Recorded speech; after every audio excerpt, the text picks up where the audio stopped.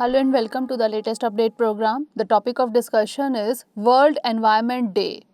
Every year, World Environment Day is observed on June 5. This day is celebrated to encourage awareness and environmental protection. The theme of World Environment Day 2022 was Only One Earth.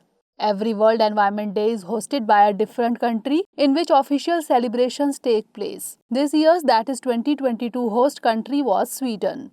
Now moving on to the history. In 1972, the United Nations General Assembly established World Environment Day. The day was established on the first day of the Stockholm Conference on the Human Environment. Only One Earth was the slogan for this conference also.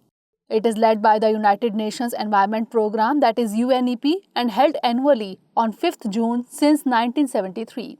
In 1987, the idea of rotating the center of these activities by selecting different host countries began.